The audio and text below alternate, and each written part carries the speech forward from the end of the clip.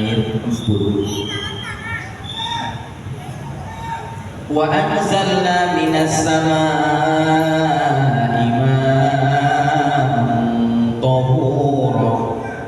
Al-Quran surat Al-Furqan ayat 48 dijelaskan bahwa air yang turun dari langit ini adalah air yang suci, mensucikan. Jadi kalau kita mau mandi menggunakan air hujan, maka bisa suci tubuh kita. Kita mau mandi ketika hujan, kemudian di depan rumah kita, di teras kita ada air yang turun dari teras, kemudian kita wudhu dari situ, maka boleh.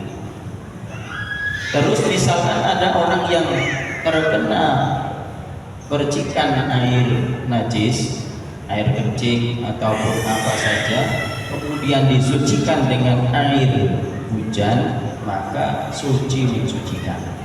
Termasuk air hujan kemudian ditaruh di wadah, di jerigen atau di ember atau di jeding, kemudian digunakan untuk bersuci, maka air itu suci mensucikan, air hujan.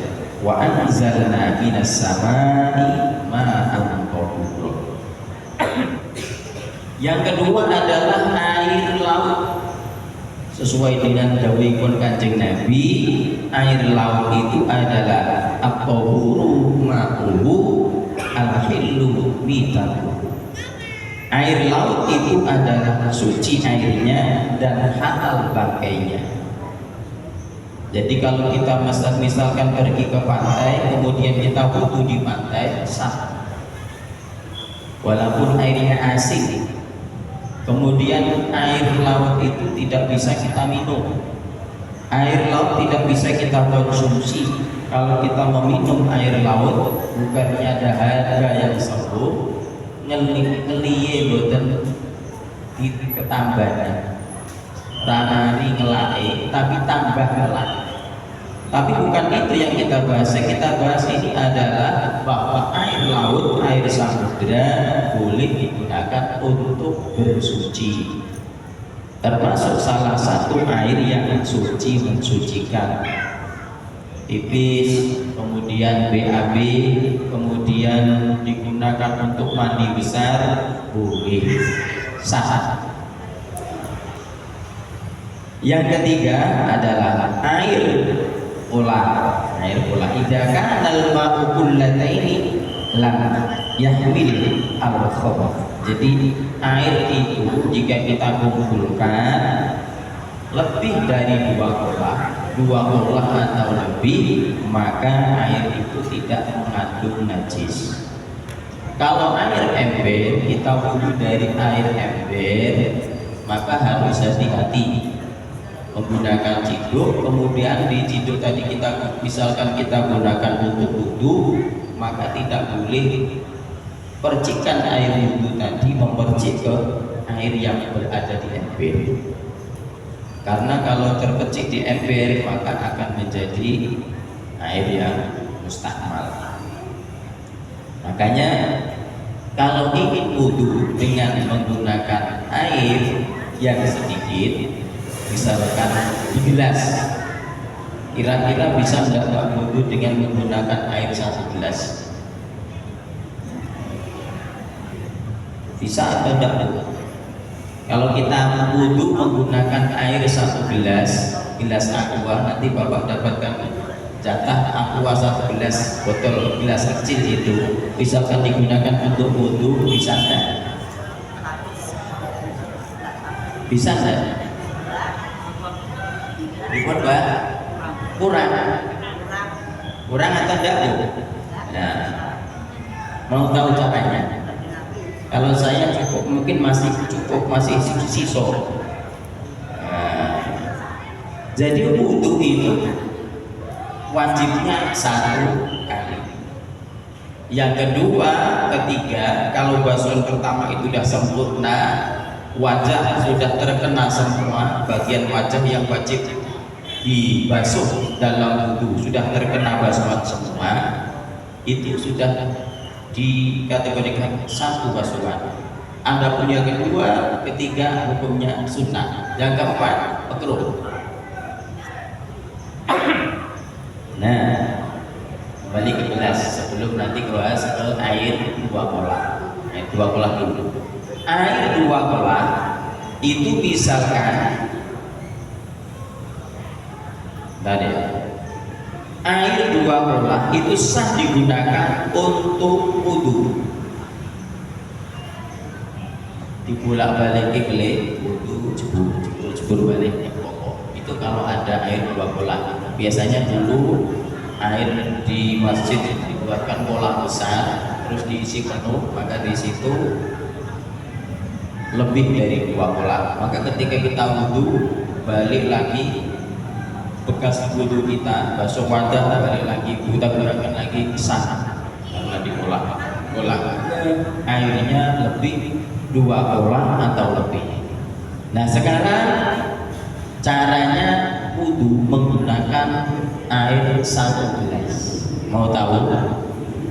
Ibu-ibu mau tahu? Nah kita nggak pengen ganti. Mau tahu tidak? Caranya gini. Perhatikan ya. Wudu itu basuh atau musaf? Basuh atau musaf Pak? Basuh. Basuh.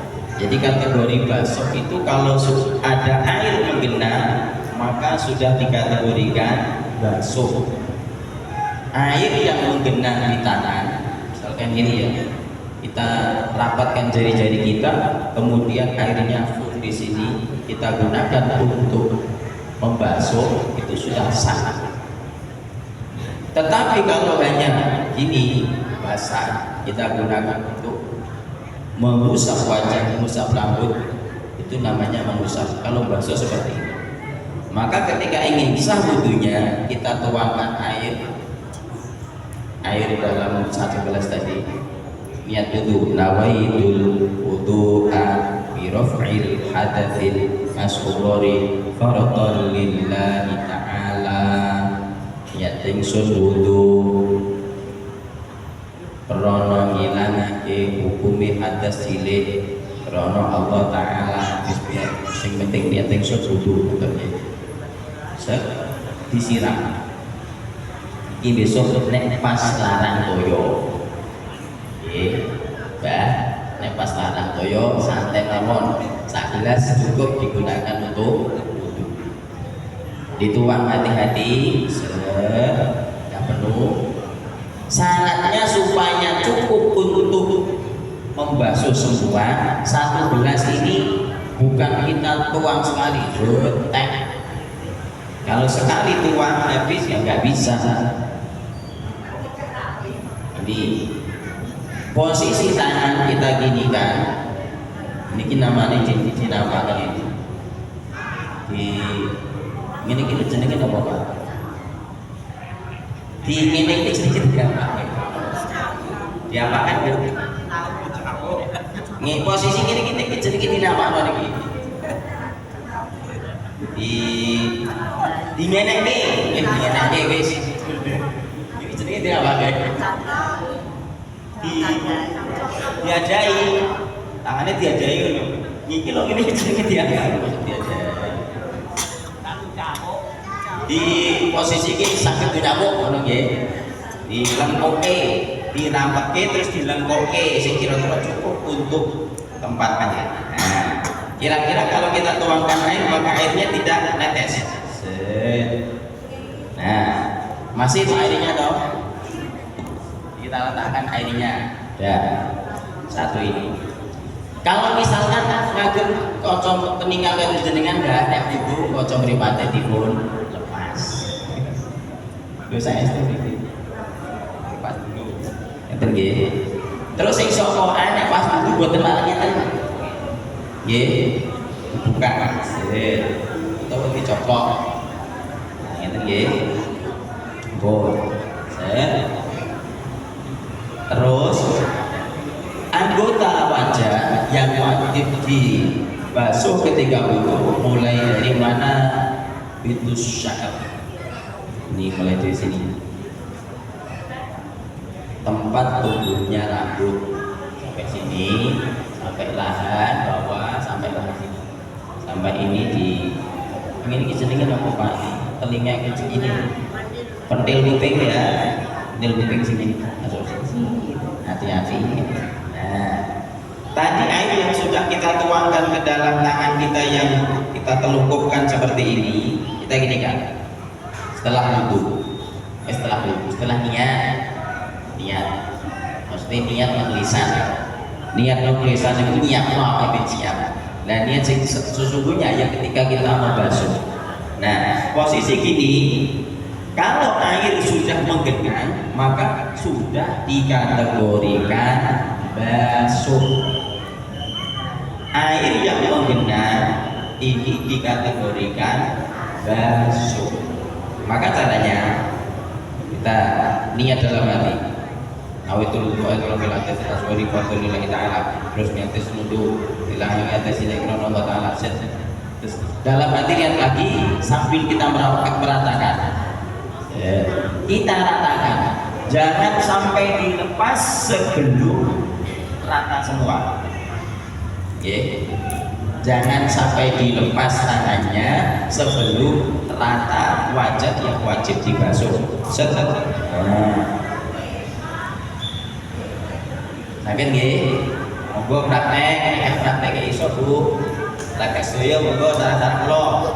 Ini monggo Mbak. Nah niki ngaji ben saged. Mbak. Monggo ngeten nggih. Nggih ben saged. Atau ningali dilepasin Mbak. Nggih. Ayo Mbak, jangan malu-malu ngaji Mbak. Monggo Mas. Ngeten nggih. Iki mau dituangkan airnya. Monggo. Dilatake. Ampun dilepas. Dilatake. Satu kali. Satu anggota sudah terbasuh. Air yang di gelas masih atau habis? Masih. Kita tuangkan lagi. Karena kesunahannya wudhu itu yang wajib dibasuh adalah yang kanan dulu, maka kita tuangkan air di tangan kiri. Kita telungkupkan tangan kiri dengan jari-jari rapat supaya airnya tidak menetes. Ini ya. Nah, nek nggo klambi hilangan panjang seperti saya ini, maka harus dilinting. Enggak boleh ini terus ngene-ngene, enggak boleh. Dilinting dulu nggih. Caranya keliling nabi ngeten. Kita lepaskan kancingnya, kita tarik ke belakang, sampai sini. Ibu-ibu, kenapa saya jelaskan? Kok biasanya ibu-ibu tekok ini toh? Kalau hanya sampai ke sini, ini namanya apa ini? Lengan sini, setengah lengan sini, maka nanti sikunya tidak terbasuh. Harus sampai sini. Sampai siku niku di basa Jawane sikut. Nggih. Nah, kita tuangkan air posisi menggenang. Tidak usah 2 kali karena satu kali sudah sah. Ya, nanti kalau 3 kali nggak sah, yang kedua 3 hukumnya kan sunnah. Kecuali kalau di jeding ulas ini silakan 3 kali karena sunnah. Ini terus kita tuangkan air di tangan kiri kita kemudian kita basuhkan ke tangan kanan kita.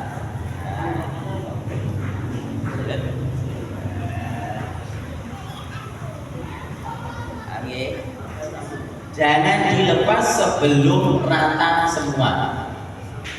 Ini gak perlu dulu rata kandanya. Bu ini jangan perlu dulu rata kandanya. Orang boleh rata. Ambil. Nah, ini kita tuangkan Nah, ditempelkan terus diratake sampai situ sudah ditekuk.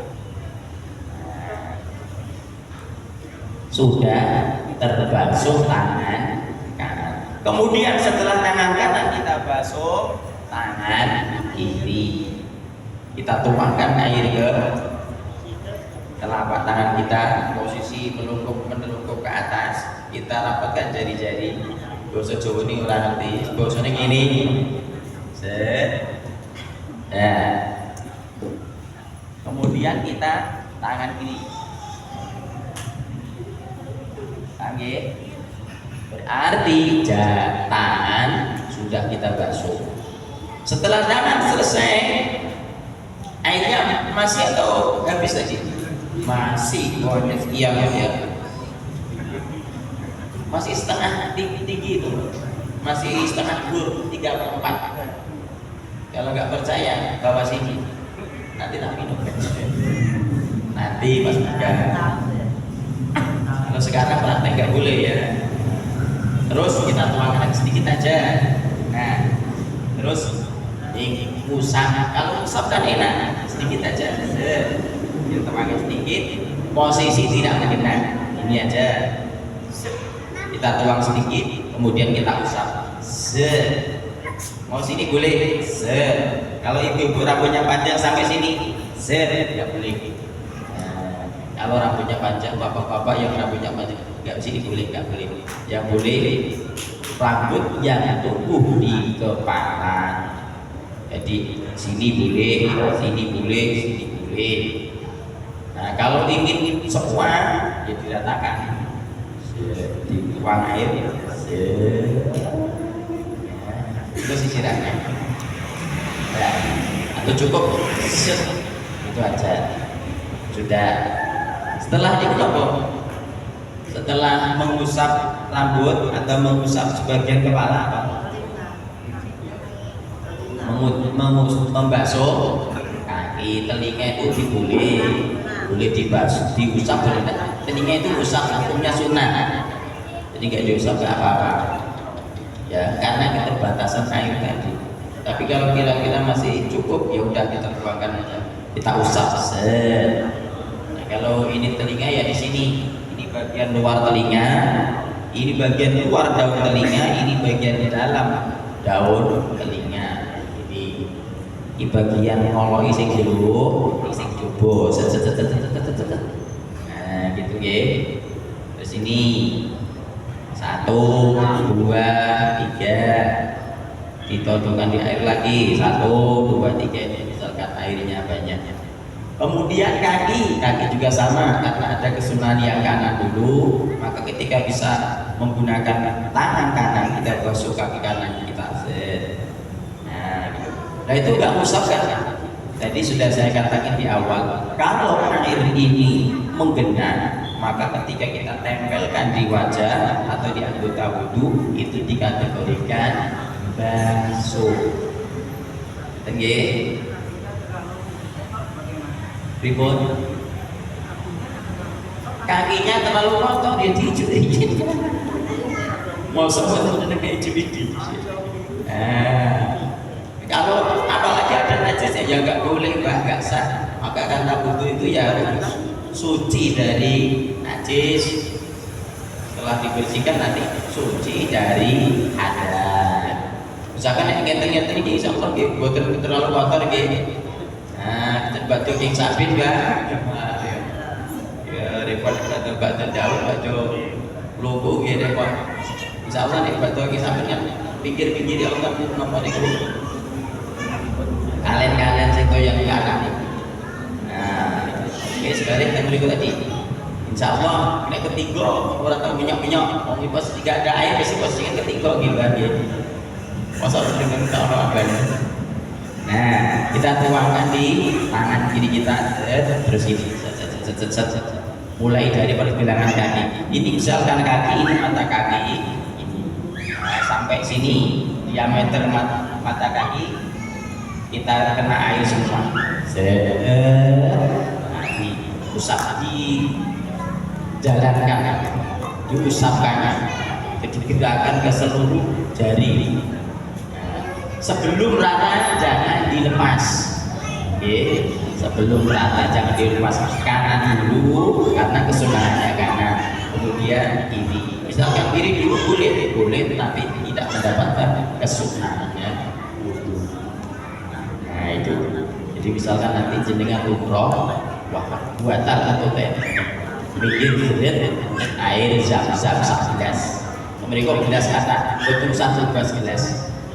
Air zam-zami kurang, betul 1 gelas, gelasnya betul 1 gelas. Udah Mungkin di sini, pada unjuk, tak kuasa wudu.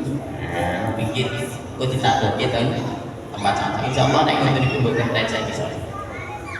Nah, itu naik posisi tidak ada air, tapi kalau ada air ya, monggo nanti dilaksanakan kesunahan-kesunahannya. Betul Pak G, itu kan G. Pinter-pinter sakit praktek nopo betul. Sakit G. Nah, niku gunane ngaji. Nek bis, pas nang bis, kalau nang pesawat bingung, pengen wudu carane kudu keluar. Nggih, tapi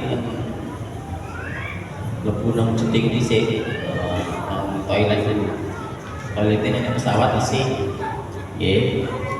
Itu di antara caranya kita memaksimalkan air yang sedikit tetapi tidak menghalangi kita untuk melaksanakan wudu. Kita lanjutkan lagi.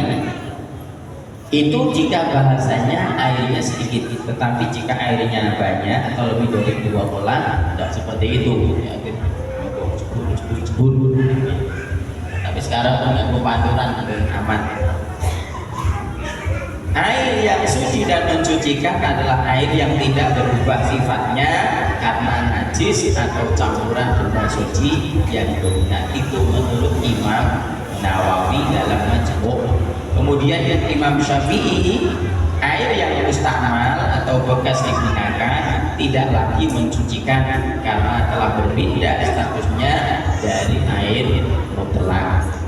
Nah, itu mau praktek sono enak ya.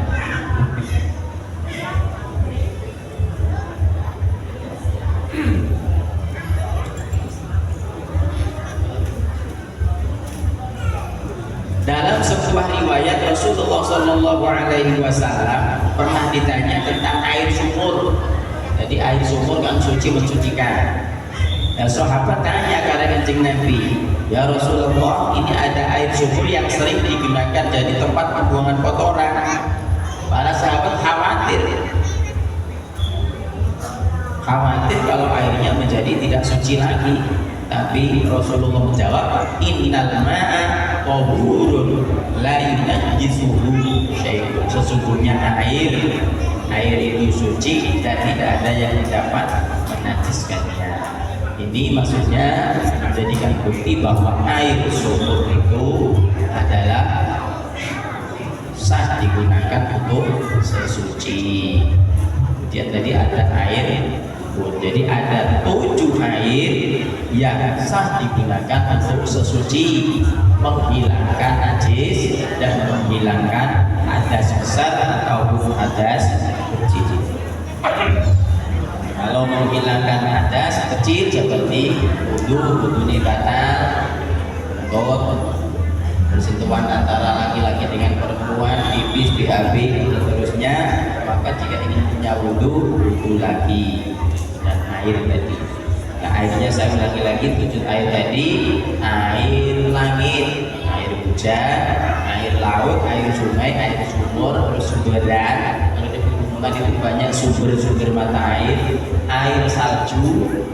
Jadi mengambil salju kemudian dicairkan, kemudian airnya digunakan untuk bersuci sah. Kemudian air embun, jika misalkan sekarang di daerah pada pasir itu digunakan air embun, jadi dipasang rantai kawat-kawat seperti itu, nanti di apa itu namanya terjadikan air gitu.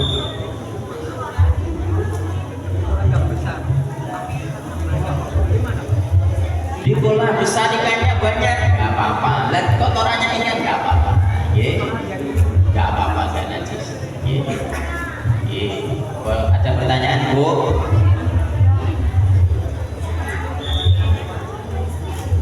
Ada pertanyaan? Nah, terus air mustakmal ini tidak sah digunakan untuk bersuci atau berwudu. Contohnya air yang mustakmal itu air yang bagaimana? Contohnya air yang berubah, teh, kopi, itu suci. Diminum boleh, tapi digunakan untuk bersuci tidak boleh. Wudu nggawa teh, walaupun bos teh tidak boleh. jenengan biasa ngopi wudu nggo kopi mboten asal nggih. Pomnek kopi di panas. Mboten asal. Ibu-ibu sih biasa nyawur, nyayur. Jenengan misalkan jualan sayurin banyak, itu nggo sayuran sak ben barokah ora sah. Wudune mboten sah. Tapi nek didahar nggo aksar. Digunakan untuk cawi nggo sayuran banget temen cawi nggo sayur. Nggo Pak, enggak boleh, tidak suci. Nggih, tegan sih bagus tegan. Wah, itu gue tegan guys. Sekali-kali boten sah ini. Mandi wajib nganggo degan enggak salah enggak sah. Kalau menjenengan tinggalnya panas. Diunjuk mawon enak nggih. Nah, nek tinggal sesuci boten sah. Daripada bersuci nganggo air degan mendingan pakai tisu. Buat tisu terus misalkan pipis nih gue nonton toyo nggih, pesawat atau teng nopo hotel-hotel besar biasanya kan ada tisunya di situ. Nah, misalkan kedinginan ya pakai tisu, tapi syaratnya bukan jebret ya, jebret kan lagi. Yang normal diusapi. Nah, pakai tisu, pipis diusapi pakai tisu. Selama cairannya habis nanti insya Allah sudah menjadi suci. Ya. Tapi nanti kalau ada air di badan ini ditambah mantap. Kita lanjutkan. Tsummal miyahu ala arba'ati aqsamin, kemudian air itu dibagi menjadi 4. Pertama thahirun, air yang suci mensucikan. Yang kedua makruhun, air yang makruh. Wahwa yang pertama adalah air yang suci mensucikan, kemudian contohnya air mutlak. Yang kedua adalah makruhun, air makruh. Wahwa al-ma'ul musyammas, air yang dipanaskan dengan cahaya matahari. Tapi syaratnya black sing keboko niku lho nggih. Black ember banyak ember apa-apa. Tinggi panas tinggi itu beberapa nopo. Cuma sing nopo saya sewa tong sing nganggo tembogo. Betul nggih? Black sing nganggo gebrek ning. Nah niku dipanaske terus digunakan untuk suci biasa. Makruh wa al-musyammas. Makruh digunakan kulit atau makruh. Karena nanti dikhawatirkan akan iritasi pada kulit. Kemudian yang ketiga adalah qahirun ghairu mutahhir, air suci tetapi tidak bisa mensucikan. Wa huwa al-ma'ul mustakmal, di antaranya adalah air mustakmal, air yang digunakan untuk sisa-sisa air yang digunakan untuk bersuci atau menghilangkan hadas kecil atau hadas besar. Biasanya nek bakal wudu tempat dasar itu nek pas loro lanang toyo nggih menggunakan air ember, terus sisa-sisa cipratan air sing teng ember niku namine air mustakmal, suci tapi boten mensucikan. Termasuk tadi yang saya gunakan contoh air teh, air kopi, air sayur, air kelapa, itu termasuk suci tapi tidak mensucikan. Diminum boleh, dipun unjuk angsal, tetapi boleh angsal digunakan boleh tapi sah, digunakan untuk bersuci boleh tapi buatan sah. Hati ini buatan angsal digunakan sesuci. Wal mutaghayyir, dan air yang berubah bima khalaqahu minal tahirat, air yang berubah karena kecampuran bara suci. Tadi sudah saya contohkan. Yang keempat adalah ma'u najisin, air najis, wa huwa alladzi khallat bihi najasatun wa huwa dunal kullataini. Jadi yang keempat adalah air najis. Air najis adalah air suci yang terkena najis. Ada air satu ember atau satu gelas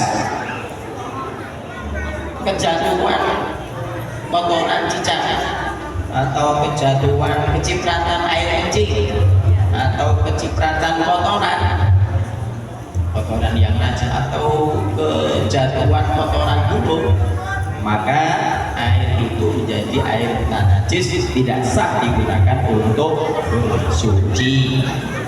Karena apa? Karena air tadi tidak ada dua pola. Wal kullatani, ukuran pola, dua pola adalah khamsu mi'ati ritlin, 500 litel ukuran pola.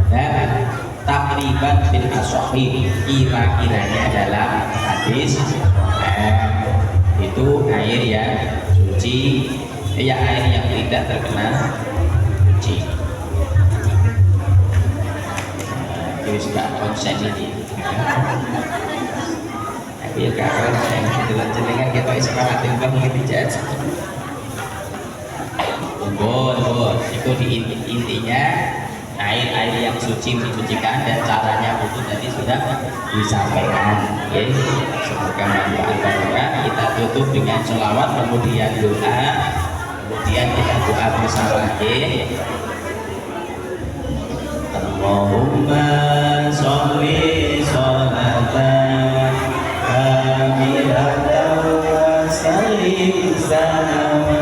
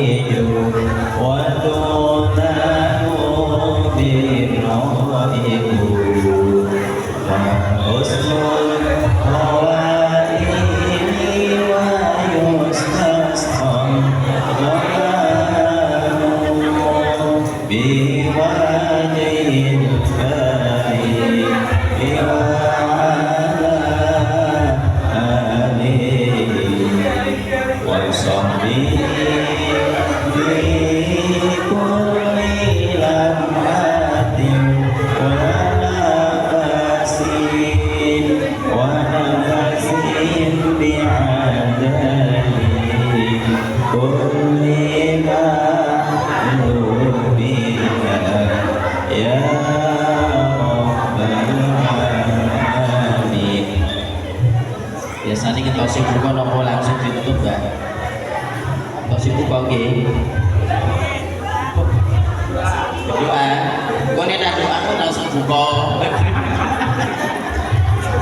Doanya kan tadi tidak ngomong lagi, tidak ngomong. Biasanya ngomong oh mungkin mentasi buka sarang-sarang. Rabbana atina fid dunya hasanah fil akhirati hasanatan wa qina adzabannar. Rabbana atina fid dunya hasanah fil akhirati hasanatan wa qina adzabannar. Rabbana atina fid dunya hasanah fil akhirati hasanatan wa qina adzabannar. Pun ngajine kula tutup mungkin pinarak niki riyen niki donga sareng-sareng nggih. Kira aku yang pamutkan. Wassalamualaikum warahmatullahi wabarakatuh. Yang atas dulu, bukan ini jam tadi.